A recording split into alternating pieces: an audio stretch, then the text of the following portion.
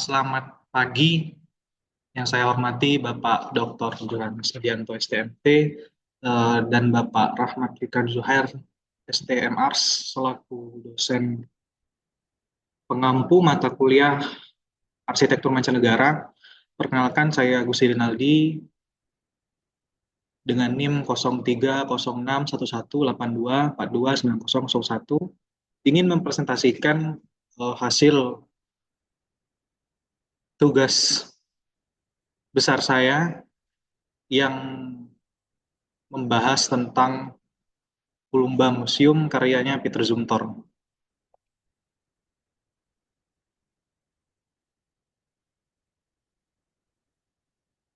Oke, mungkin untuk sejarah.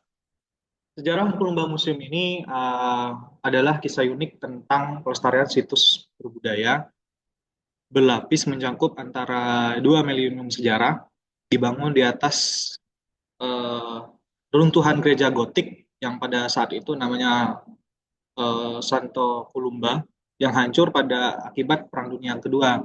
Jadi museum ini bekas sisa arkeologi dan tetap dipertahankan sampai sekarang gitu. Jadi menjadikan memori yang kaya akan sejarah. Jadi Peter Zumthor ditugaskan untuk merancang bangunan baru ini pada tahun 2003 dibangun dan selesai itu dan dibuka untuk umum itu sekitar tahun 2007 gitu. Jadi untuk sekilas saja, Peter Zumthor adalah seorang arsitek kebanggaan Swiss yang cukup fundamental, yang dikenal sebagai arsitek yang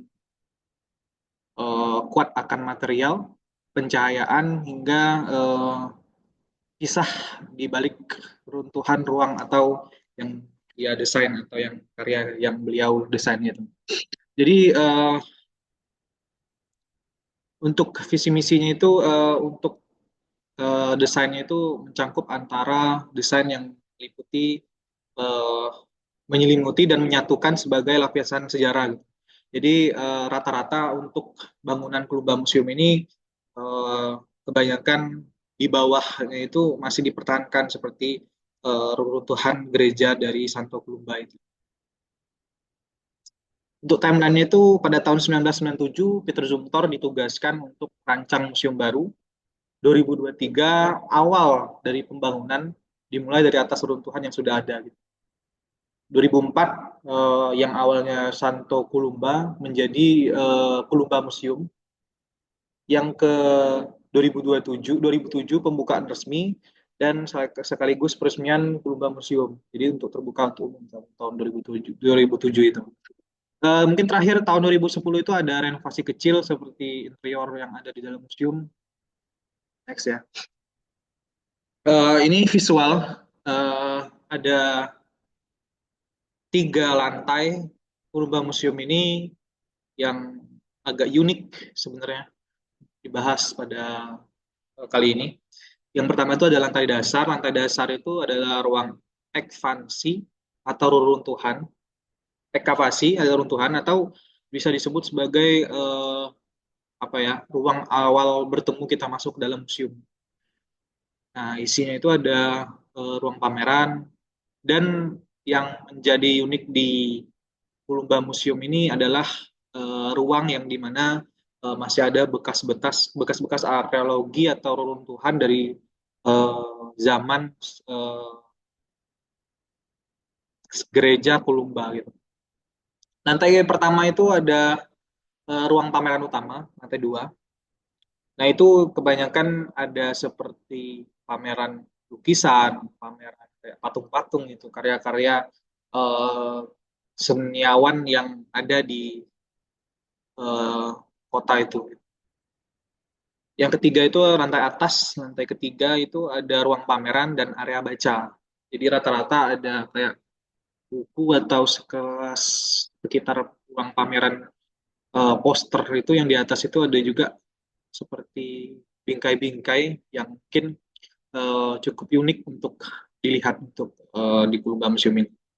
Jadi ada 3 harapan, lantai dasar, lantai pertama, dan lantai atas gitu. Nah, saya sempat mengulik di berbagai media sosial sebenarnya. Rata-rata fotonya itu menunjukkan bagian luarnya saja. Jadi untuk apa ya? Untuk bagian dalam itu hanya sebatas beberapa gitu. Entah itu hanya bagian reruntuhannya aja, dan nggak semua foto yang dimasuk itu di media sosial itu secara keseluruhan yang ada di Lumba Museum. Jadi untuk kali ini saya mengambil eh, sebenarnya video yang cukup panjang sekitar 1 jam di YouTube. Ada review dari seorang YouTuber dari Jerman. Dia datang ke Lumba Museum untuk mereview dari lantai 1, lantai 2, dan lantai atas gitu. Nah, untuk lantai 1 ini mungkin saya bahas secara sekilas ya mengenai secara layoutnya atau denahnya untuk lantai 1. Jadi yang pertama itu eh, dari sini kita masuk, kemudian akan bertemu pintu yang nggak pintu besar sih, pintu kecil. Habis itu masuk, di depan ini ada seperti ruang transisi antara ruang masuk dan ruang keluar gitu. Nah, di sini ada buku-buku.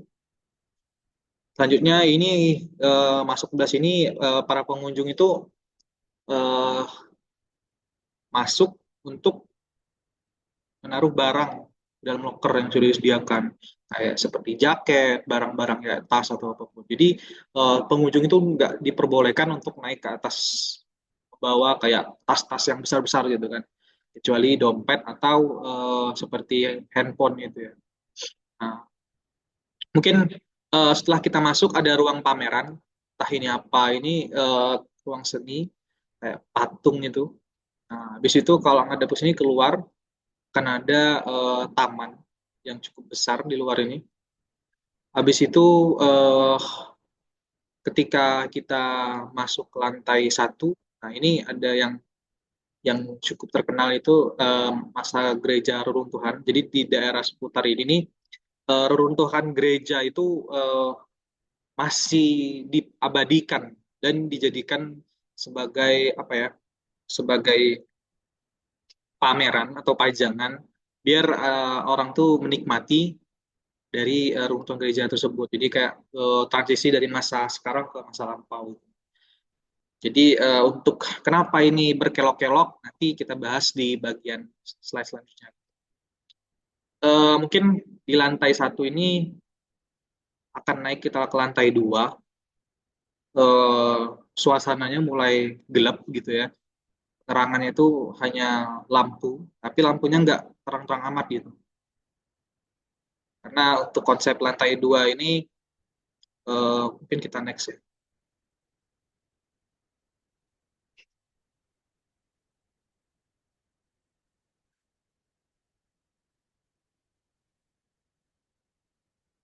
Nah, untuk lantai 2 ini jadi dari sini naik ke sini, posisi ini. Sekali sekali masuk dari terapan tangga tadi, kita masuk ke lantai 2, muncul sebuah apa ya, pajangan juga pameran. Jadi rata-rata di Lumba Museum ini rata-rata pameran karya seni gitu ya. Entah itu patung, lukisan, atau pajangan kayak bacaan gitu yang ada di dinding gitu. Jadi untuk lantai 2 ini menekankan pencahayaan itu dari lampu. Jadi nggak ada jendela, nggak ada juga yang namanya ventilasi segala macam. Jadi mengandalkan pencahayaannya itu dari lampu. Jadi apa namanya itu rata-rata di lantai 2 ini pokoknya lampu, ada gelap terang itu. Jadi permainan cahaya yang dari lampu buatannya Peter Zumthor ini di lantai 2 ini dimainkan gitu ya. Di sini ada suatu ruangan, tidak tahu lah itu ruangan apa namanya, ruangan kosong.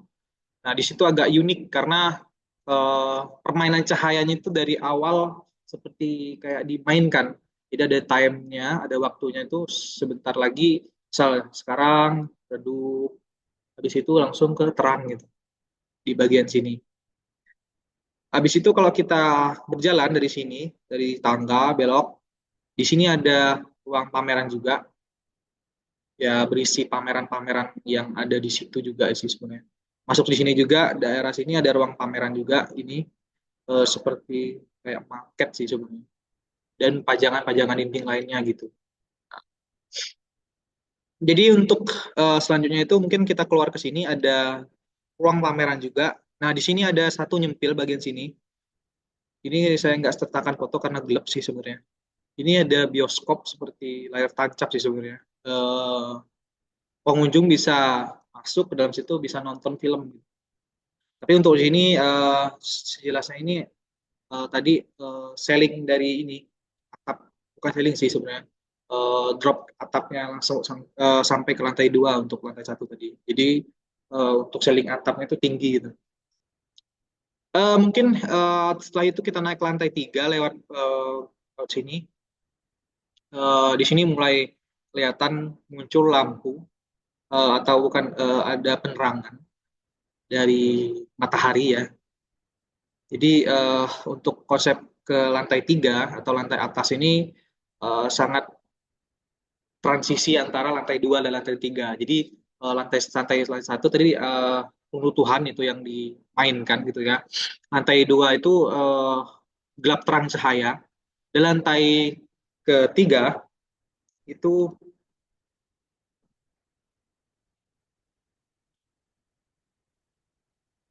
nah, itu mengandalkan cahaya alami. Jadi rata-rata di dalam ya, di dalam lantai 3 ini seputar kawasan lantai 3 layout lantai 3 ini rata-rata jendelanya itu besar-besar gitu. Kenapa? Karena permainan cahayanya Peter Zumthor itu di lantai 3 ini mengandalkan cahaya alami gitu. Jadi kelihatan plong gitu. Jadi nggak sumpek kelihatannya.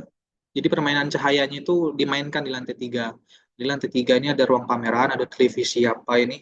Nah, di sini masuk ke sini ruang pameran juga adalah jendela besar juga ini di bagian sini. Nah, habis itu di sini ada ruang ruang bersantai sih, view-nya ke arah jalan sana. Nah, ini tidak tahu ini apa ini karena tiba-tiba saya lihat pas di video itu saya screenshot sih sebenarnya ada piano yang nyempil di sini. Mungkin seninya itu mungkin di situ. Nah, di sini ada ruang pameran dan di sini juga ada ruang kayak ruang kayak eh, yang sunyi gitu untuk bermeditasi lah segala macam. Jadi permainan antara perasaan dan suasana. Oke, mungkin lanjut ke tahapan desain. Peter Zumthor menekankan riset atau apa ya, tahapan desainnya itu dimulai dari riset atau ide apa yang mau didesain gitu ya selama selama kurang lebih 6 tahun. Di tahun 1997 sampai tahun 2003. Untuk rencana situs awal sekitar 4 sampai 8 bulan. Untuk spesifikasi garis besarnya itu sekitar 6 bulan hingga setahun. Untuk gambar teknis atau spesifikasi dari Lumba Museum ini sekitar 1 hingga 2 tahun. Izin bangunan mungkin cukup cepat, sekitar 6 bulan. Dan pengamatan akhir itu sekitar 1 tahun. Jadi di total-total menghabiskan sekitar 10 tahun proses perancangan dan pembangunan eh, Kulumba Museum ini karya Peter Zumthor. Berapa lama? Karena Peter Zumthor itu kebanyakan menekankan apa ya, materialitas, menekankan spek yang wah gitu ya. Jadi beliau tuh turun langsung dalam desainnya Kulumba Museum ini. Jadi presisinya, permainan cahayanya, permainan ruangnya, suasana ruangnya itu sangat di nomor satukan oleh Peter Zumthor. Jadi orang tuh merasakan sangat puas ketika merasakan duduk atau berdiri di sebuah ruang yang dia desain. Eh, untuk konsep desain mungkin Peter Zumthor itu pada Kulumba Museum itu menekankan penyelimutan atau apa ya, dinding. dan asap atap masifnya itu diselimut. Jadi kayak gimana ya? Antara secara sederhananya itu dinding yang lama atau reruntuhan itu sama yang baru didesain itu tetap dipertahankan. Jadi yang reruntuhan itu tetap dipertahankan. Jadi kayak gimana ya?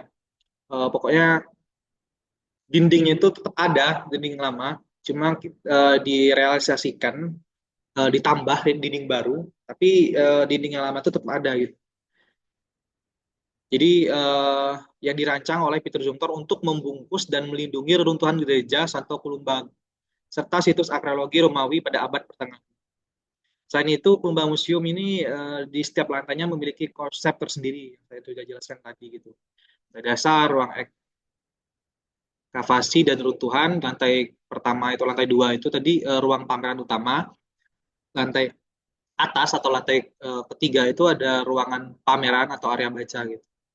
Jadi seperti Peter Zumthor katakan menggunakan variasi sirkulasi dan atmosfer dari setiap lantai. Jadi ada cerita-cerita atau kisah-kisah yang unik diperlihatkan oleh Peter Zumthor ketika desain Columba Museum ini. Jadi ditekankan mengontrol emosi, emosi, pandangan, dan interaksi pengunjung dengan pameran gitu. Mungkin materialnya itu kebanyakan di yang kita lihat di luar ruangan itu atau luar bangunan itu dia itu ada batu bata abu-abu. Jadi fasad yang utama sih sebenarnya untuk fasad dari Kumba Museum ini. Dan di situ karena material ini pada fasad khas, jadi batu bata yang panjang gitu. Dan pada saat itu memang batu bata yang abu-abu ini sangat mudah dicari ketimbang batu bata yang merah gitu. Mungkin selanjutnya itu ada beton digunakan untuk struktur utamanya gitu. Selanjutnya plaster tanah liat digunakan pada interior untuk memberi tekstur dan warna gitu ya. Dan juga ada bagian luar ruangan. Setelah kita keluar dari Kulumba Museum, di belakangnya itu ada yang namanya entah apa namanya itu, dia itu tembok sekelilingnya itu bekas reruntuhan gereja gitu, yang berlapisi tanah apa namanya itu tembok tanah liat gitu, batang tanah liat gitu, bata merah. Habis itu batu alam juga dimainkan dalam uh, elemen dinding dari gereja yang dipertahankan. Jadi batu-batu yang dari gereja itu, runtuhan gereja itu tetap dipertahankan oleh si terjuntor. Logam atau baja. Nah, frame-frame untuk kaca, pintu, ataupun seperti jendela itu, uh, frame-nya itu adalah baja logam gitu. Itulah bagaimana besarnya itu kaca atau pintu yang dibuat oleh Peter Zumthor. Gitu. Yang terakhir mungkin kayu. Kayu ini banyak digunakan termasuk dari perabotan hingga apa ya jalan zigzag uh, dari Kulumba Museum tadi gitu. Nah, ini yang kita bahas selanjutnya. Untuk sirkulasi, jadi sirkulasi runtuhan atau lantai dasar, sirkulasi ini adalah sirkulasi zigzag. Kenapa zigzag? Di Museum Lumba ini dirancang oleh Peter Zumthor bukan hanya untuk memadukan, tetapi juga memperkaya pengalaman pengunjung melalui konsep fenomenologi arsitektur. Jadi Peter Zumthor menekankan pengalaman ruang. Kenapa beliau menekankan, kenapa mendesain sirkulasi ini zigzag gitu, kayak gitu. Kenapa zigzag? Jadi menekankan pengalaman pengunjung atau pengalaman ruang. Jadi pengunjung tuh bisa ke sini dan ke situ, ke sini ke situ. Jadi nggak langsung ibaratkan kata Peter Zumthor mendesain langsung lurus gitu ya. Jadi nggak ada sama sekali pengalaman ruang itu. Kenapa? Karena antara zigzag ini kita ke kiri misalnya berhenti. Oh ini ada reruntuhan itu. Bagus kok ya. Ke kiri ke kanan. Oh berhenti lagi ada reruntuhan sini. Nah, itu yang buat alasan kenapa Peter Zumthor itu membuat sirkulasi pada reruntuhan ini zigzag gitu. Ada pengalaman ruang antara pengunjung yang datang itu yang berjalan. Kalau ibaratkan lurus, langsung lurus saja gitu, langsung selesai gitu. Nah, pola yang tidak langsung ini bertujuan adalah menciptakan perjalanan yang berirama, yang memperlambat langkah pengunjung, mendorong mereka untuk lebih kontemplatif dan fokus pada setiap ruang pameran. Di ruang yang ada di sini nih kayak kronologi yang dari Lumba Museum ini Gereja Santo Columba ini bisa dinikmati oleh pengunjung itu. Oke, untuk selanjutnya sirkulasi pada lantai atas itu ada sirkulasi galeri. Di lantai atas museum Columba dirancang secara kontras terutama untuk menyediakan ruang refleksi dan jeda sensorik bagi pengunjung setelah melalui intensitas reruntuhan dan gereja intim di bawahnya. Jadi bertujuan itu memberikan rasa keseimbangan dan penyelesaian pada perjalanan vertikal. Pengunjung sekaligus mengakomodasi koleksi yang mungkin memerlukan pencahayaan alami. Jadi ruangnya itu memang agak dipertahankan secara pencahayaan. Jadi sirkulasinya itu memaksimalkan pengunjung untuk bergerak. Ya, untuk sirkulasi vertikal, tangga. Nah, jadi rata-rata tangganya ini memang tangga utama dirancang materialnya yang sama dengan bangunan, bertujuan untuk memperkuat materialitas secara halus, memperlambat ritme atau pengunjung, memberikan jeda kontemplatif saat itu berpindah antara lantai ke lantai. Gitu. Jadi untuk elevator itu disediakan untuk fungsional. Kalau misalnya ibaratkan ada pengunjung yang naik ke atas itu tidak bisa naik langsung di tangga gitu.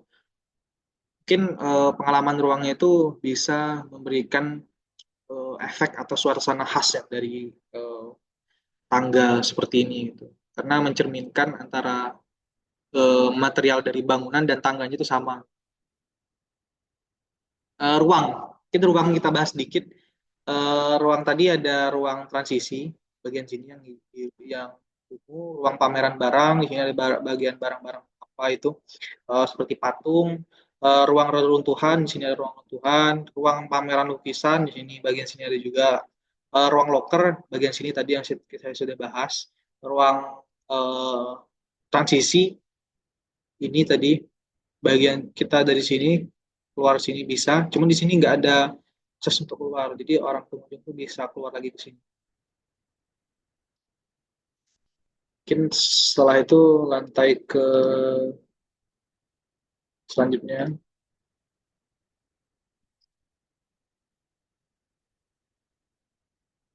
Sama juga untuk bagian tadi yang sudah saya jelaskan ya. Lantai dua ada ruang pameran, ruang transisi, ruang pameran barang, ruang bioskop, ruang pameran patung sama juga. Lantai tiga ada ruang pameran lukisan, ruang refleksi atau ruang bersantai bagian sini. Ruang pameran atau ruang meditasi bagian campur ini. Jadi di sini ruang pameran tiba-tiba langsung ada apa kita masuk ke dalam ruang refleksi. Jadi ada kosong ruangannya itu tinggi dan sunyi gitu. Ruang pameran juga bagian sini aja juga pameran.